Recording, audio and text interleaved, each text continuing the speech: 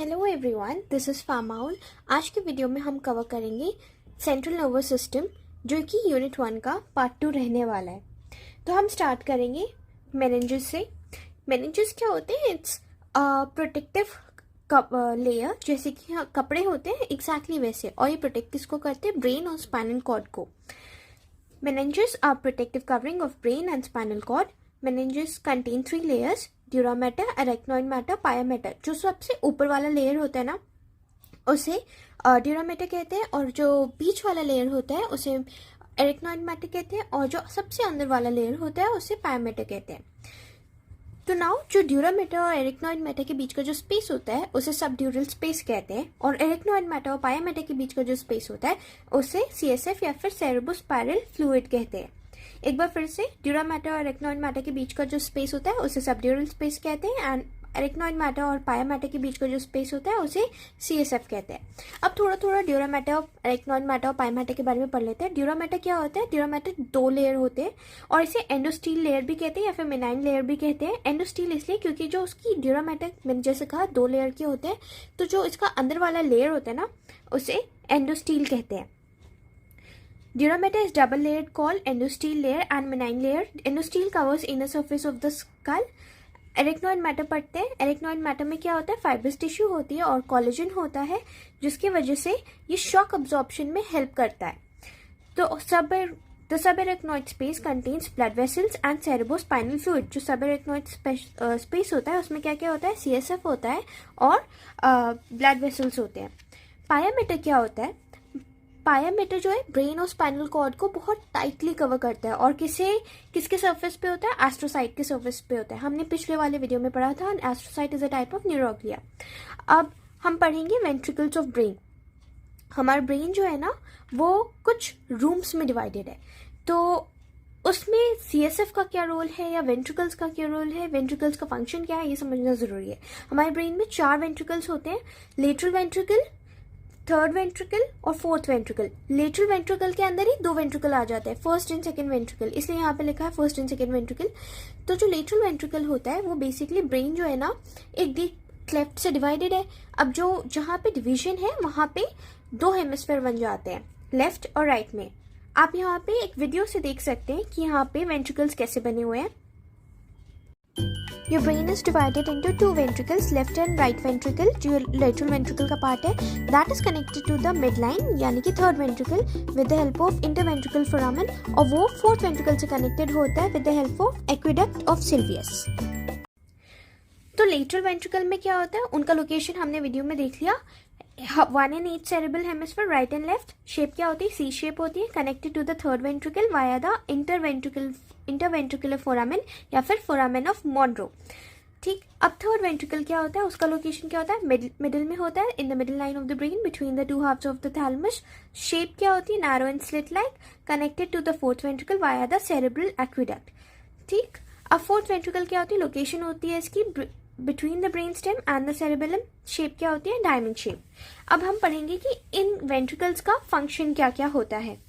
Function of ventricles: cerebrospinal fluid के production में help करती है, सपोर्ट एंड प्रोटेक्शन में हेल्प करती है, और transport of nutrient and waste में हेल्प करती है। तो सीएसएफ के प्रोडक्शन में क्या होता है? The ventricles produce cerebrospinal fluid, a clear fluid that circulates around the brain and spinal cord, providing buoyancy, nourishment and waste removal। Support and protection के नाम पे क्या करती है? The fluid filled ventricles contribute to the overall protection of the brain by acting as a cushion against external forces. CSF की production में तो help करती थी। जो सीएसएफ था वो पूरे ब्रेन और स्पाइनल कॉर्ड में रोटेट करता रहेगा, जिसकी वजह से ब्रेन के दूसरे कोने के हर कोने तक नरिशमेंट, सारे जो भी न्यूट्रिएंट है वो पहुंचेगा। ठीक है।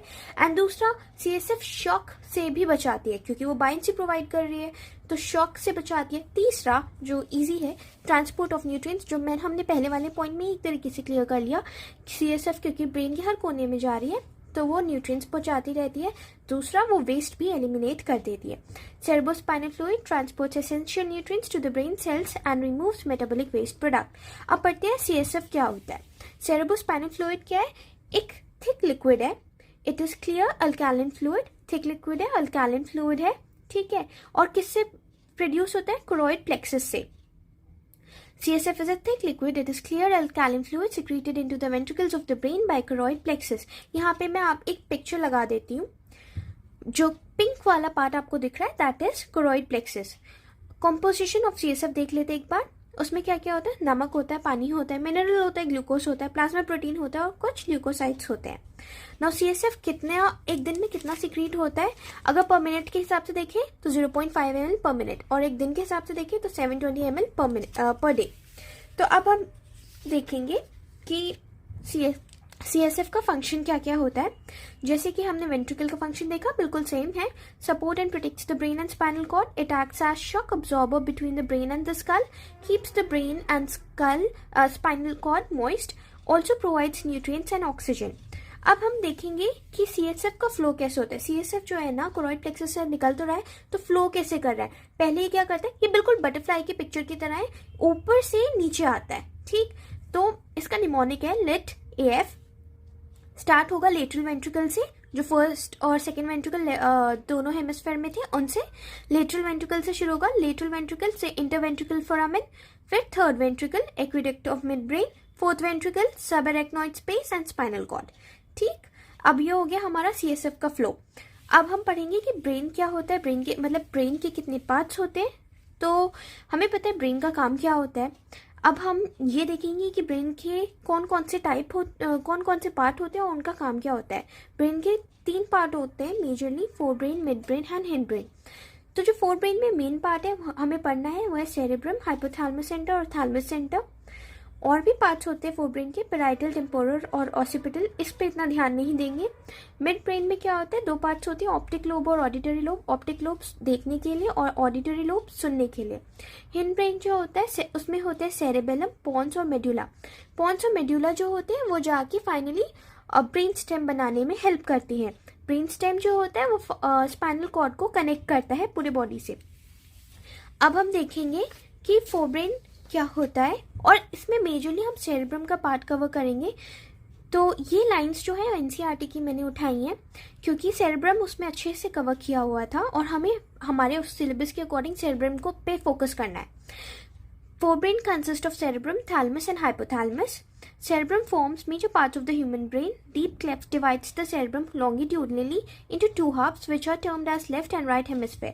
जैसे मैंने थोड़ी देर पहले बताया कि एक क्लेफ्ट होता है. क्लेफ्ट बेसिकली आप समझ सकते हैं एक लाइन है या खाई टाइप का. वैसे तो दूसरे शब्दों में कहें तो उसे खाई कहते हैं, बट एक डिवीजन होता है जो हमारे सेरेब्रम को ना 2 पार्ट्स में डिवाइड करता है, जिसके वजह से we get one right hemisphere and left hemisphere. तो ये जो क्लेफ्ट है वो होता क्या है, नर्व फाइबर का ट्रैक्ट होता है. ठीक है, और उसमें उसे क्या कहते हैं हम, कॉर्पस कैलोसम कहते हैं हम उसे. The layer of cells which cover cerebrum उसे क्या कहते हैं, सेरेब्रल कॉर्टेक्स. सेरेब्रल कॉर्टेक्स को हम ग्रे मैटर से भी रेफर करते हैं. सेरेब्रम का फंक्शन एक बार देख लेते हैं क्योंकि हमारे फोरब्रेन, हम जब भी सोचते हैं तो जब भी पॉइंट हाथ रखते सर पे तो हम सोचने वाला काम करते हैं, राइट. तो जितने भी फोरब्रेन का काम होता है वो सारे मेमोरी लिंक्ड काम या इंटेलिजेंस सेंटर वाले काम ये फोरब्रेन का काम होता है. इंटेलिजेंस सेंटर हो गया, थिंकिंग एंड रीजनिंग हो गया, control voluntary function of muscle contraction. Cerebrum is divided into 2 parts जिसमें से सेंसरी एरिया होता है और एक मोटर एरिया होता है. सेंसरी एरिया जो सेंस एनालिसिस करे कि पेन है या फिर वो नॉर्मल हीट है, और मोटर एरिया ताकि आप रिफ्लेक्स शो कर सकें. अब फंक्शन ऑफ हाइपोथैलेमस देख लेते हैं. ये हमारे बॉडी टेम्परेचर को रेगुलेट करता है, हार्मोन सिक्रिएट करता है, बॉडी हंगर और थर्स्ट को रेगुलेट करता है. सबसे इंपॉर्टेंट ऑटोनॉमिक नर्वस सिस्टम को भी कंट्रोल करता है. अब हम देखेंगे कि मिड ब्रेन क्या होता है, लोकेशन क्या है. Mid brain is located between thalamus and hypothalamus of the forebrain and pons of the hind brain, और it has dorsal portion of midbrain has 4 round swellings called corpora quadrigemina.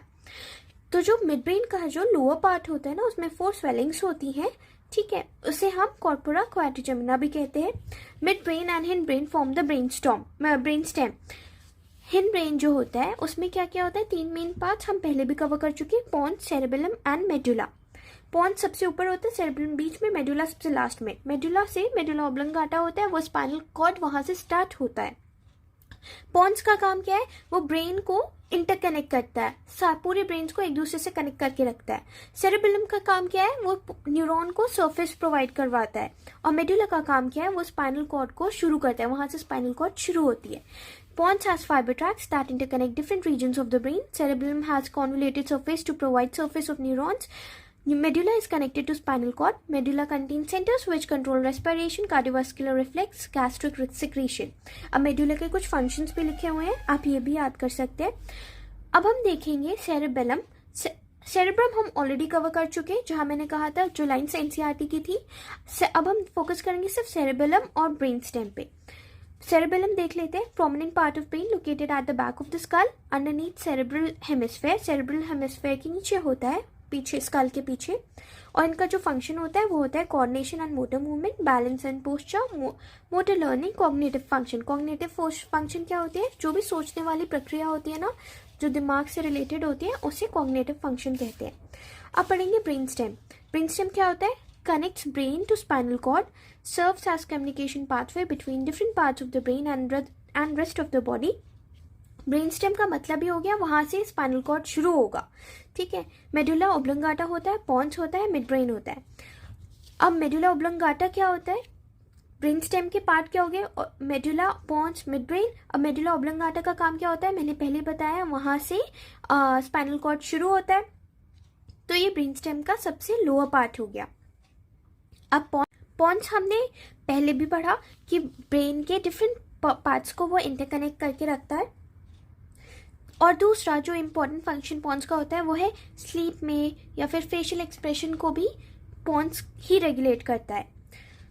Pons situated above medulla and serves as a bridge that connects different parts of the brain. It is involved in function like sleep, facial expression, transmission of signals between the cerebrum and cerebellum. Midbrain को हम mesencephalon भी कहते हैं. It is the uppermost part of the brainstem, responsible for eye movements, coordination of various functions like visual and auditory reflexes. Midbrain में देखने की क्षमता और जो सुनने वाली क्षमता है वो सब मिड ब्रेन रेगुलेट करता है, और ये सबसे ऊपर वाला पार्ट है ब्रेन स्टेम का। मेडुला सबसे लोअर पार्ट था और मिड ब्रेन जो है सबसे ऊपर होगा। इसका दूसरा नाम मेसेंसेफ्लॉन भी होता है। अब हम पढ़ेंगे स्पाइनल कॉर्ड। स्पाइनल कॉर्ड की हमें 3 चीजें पढ़नी है, gross structure, afferent and efferent nerves के बारे में और रिफ्लेक्स एक्टिविटी के बारे में। एक बार हम स्पाइनल कॉर्ड के स्ट्रक्चर को देख लेते हैं ध्यान से। स्पाइनल कॉर्ड मेडुला ऑब्लंगाटा से शुरू होता है। फर्स्ट पार्ट सर्विकल, ये 12 होते हैं, थोरेसिक 7 होते हैं, लंबर 5 होते हैं, सेक्रल भी 5 होते हैं, कॉक्सियल सिर्फ 1 होता है। तो इसके ग्रॉस स्ट्रक्चर में it is a long cylindrical bundle of nerve fibers and associated tissue that extends from the base of the brain where it is continuous with the medulla oblongata down to the lower back. Spinal cord consists of white matter and grey matter. जो ये ऊपर का part है वो तो already video में explain है। जो स्पाइनल कॉर्ड होता है उसमें व्हाइट मैटर और ग्रे मैटर दोनों होता है। नाउ ग्रे मैटर में क्या होता है, न्यूरॉन्स होती है, वहाँ पे बेसिकली जितना भी कोई भी काम होता है ना जो बॉडी में फंक्शन होने वाला होता है, इंफॉर्मेशन रिलेटेड या फिर सिग्नल को लाना, प्रोसेस आउट करना, जो भी हैवी काम होता है वो सब ग्रे मैटर में होता है। It is centrally located and shaped like a butterfly or an edge. It contains cell bodies of neurons and is responsible for processing sensory information and initiating motor responses. White matter क्या होता है, grey matter को surround करता है, ठीक है, और इसमें नॉन माइलिनेटेड नर्व फाइबर्स होती हैं, myelinated nerve fibers होती है, my bad. This surrounds the grey matter and consists mainly of myelinated nerve fibers. It contains ascending and descending tracts that carry signals to and from the brain. और signals brain में आती और जाती है यहीं white matter के through. तो basically grey matter में न्यूरॉन्स के लिए रहने की जगह थी, एच शेप का था, बटरफ्लाई शेप का था, और वाइट मैटर जो है वो ग्रे मैटर को कवर करता है, और वहाँ पे माइलिनेटेड नर्व फाइबर्स होती हैं और यहाँ पे सिग्नल्स आती हैं और जाती हैं फ्रॉम ब्रेन। अब हम पढ़ेंगे function of afferent and efferent nerve tracts. तो एफरेंट क्या होता है, यहाँ पे ध्यान देते हैं, पीएनएस से सीएनएस में जाता है, यानी कि हाथ से ब्रेन की तरफ जाने वाले नर्व फाइबर्स को हम क्या कहेंगे, एफरेंट नर्व ट्रैक्ट, ठीक। और वहीं अगर ब्रेन से पीएनएस यानी कि पेरिफेरल नर्वस सिस्टम में आएगा तो उसे हम कहेंगे एफरेंट नर्व ट्रैक्ट, उसमें ई आ जाएगा। तो एफरेंट वाले को हम सेंसरी भी कहते हैं. Afferent nerve tracts carry sensory information from PNS यानी कि peripheral nervous system to central nervous system. These signals convey information about touch, temperature, pain. Afferent fibres enter the spinal cord through dorsal root. ये dorsal root से आती है. Efferent nerve tract जो होती है वो वेंट्रल रूट से आती है और इन्हें मोटर वाले नर्व फाइबर्स भी कहते हैं. It carries motor command from CNS to peripheral nervous system. They are responsible for initiating voluntary muscles movement and controlling various organs. Efferent fibers exit the spinal cord through ventral roots. ठीक है जी, हमारे पास दो major differences आ गए efferent और efferent के बारे में कि ये पेरिफेरल नर्वस सिस्टम से सिग्नल्स को सेंट्रल नर्वस सिस्टम ब्रेन तक पहुंचाता है और एफरेंट वाला जो होता है वो ब्रेन से पेरिफेरल नर्वस सिस्टम हाथ पैर में पहुंचाता है. और एफरेंट वाला डॉर्सल रूट के थ्रू आता है और एफरेंट वाला वेंट्रल रूट से आता है. तो हमारी ये हो गए दो मेजर डिफरेंसेस. अब हम पढ़ेंगे रिफ्लेक्स एक्टिविटी जो स्पाइनल कॉर्ड का लास्ट पार्ट है और हमारे सिलेबस का भी लास्ट पार्ट है. रिफ्लेक्स क्या होता है? जो भी रिस्पॉन्स आप देख रहे हो वो सब उसे रिफ्लेक्स कहते हैं. Reflexes are rapid automatic responses to specific stimuli. They involve the spinal cord and do not require input from the brain, allowing for quick and protective reaction. The basic components of a reflex are, इसमें क्या क्या होना चाहिए. कोई भी reflex में किसी भी रिस्पॉन्स को आने के लिए क्या क्या आपको चाहिए? एक रिसेप्टर चाहिए, एक एफरेंट न्यूरॉन चाहिए, एक इंटीग्रेशन सेंटर चाहिए, एक एफरेंट न्यूरॉन चाहिए और एक इफेक्टर चाहिए.